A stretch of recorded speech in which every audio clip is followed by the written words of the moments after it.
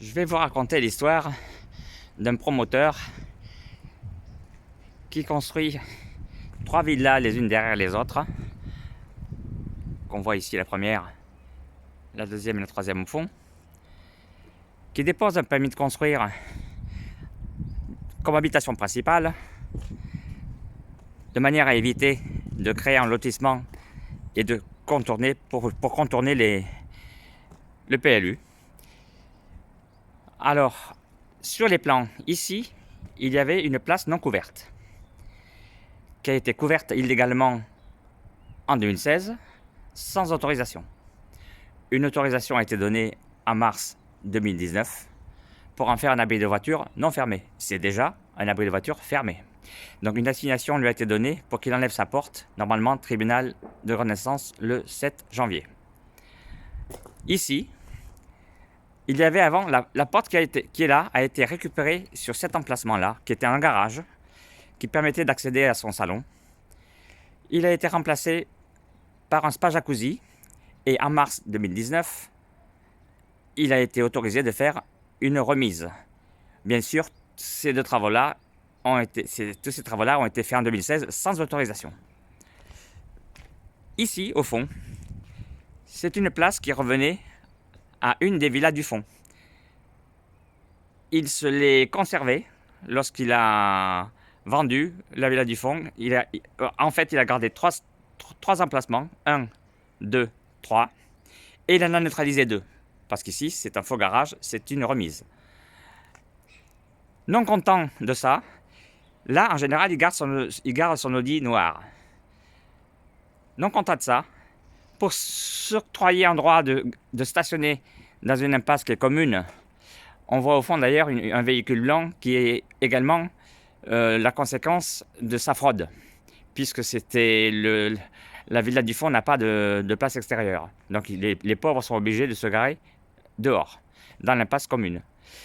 Il profite qu'il n'y a aucun règlement de copropriété pour cette impasse, cette voie de circulation, pour vouloir obtenir un droit de se garer ici en permanence.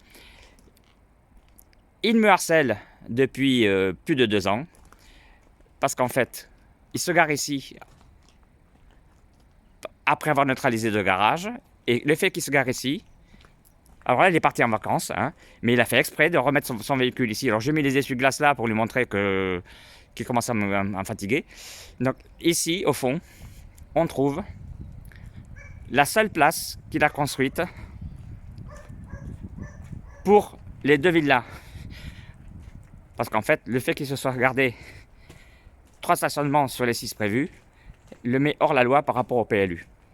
Tout ça avec la complicité du maire et du service travaux d'urbanisme. Alors, vous voyez, moi, mon garage, il est supposé être ici, avec un angle à 90 degrés, ce qui est complètement impossible. Donc du coup, je l'utilise comme remise de contraint et forcé, parce que mon frère ne peut pas s'y garer non plus. Le voisin, il a ici un garage. Il ne peut pas s'y garer non plus, parce qu'en fait, il prévoit 3 chambres en haut, donc c'est pour une famille nombreuse, et il prévoit aucune cave, aucun cellier, aucune remise, aucun débarras. Moralité, tout le monde utilise le garage comme remise. Et la seule place que j'ai moi, c'est celle-ci. Alors il a essayé de me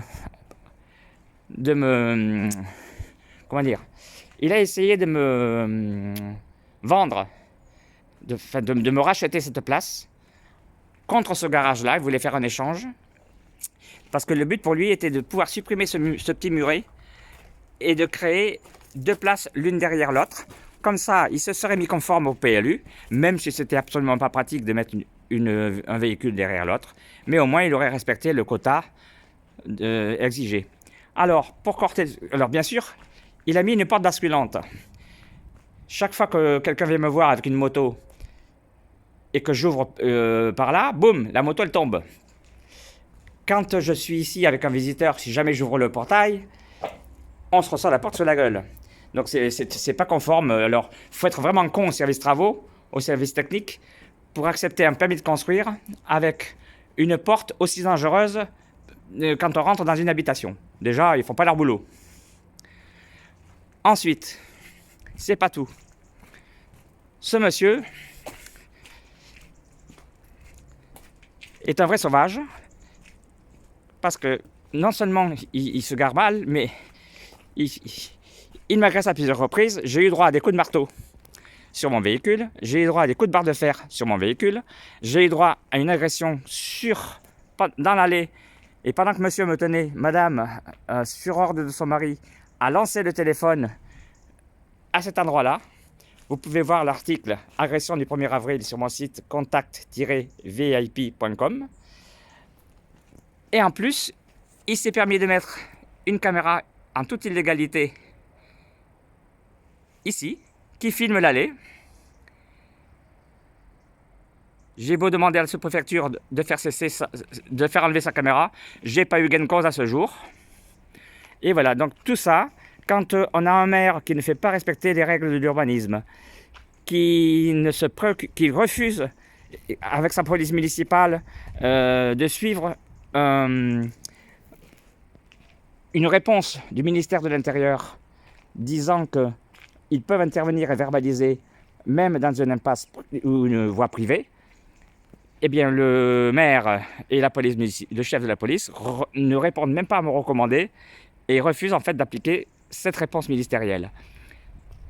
Voilà, donc le maire ne fait pas respecter l'ordre public, il ne fait pas respecter le code de la route, il refuse de suivre les réponses ministérielles.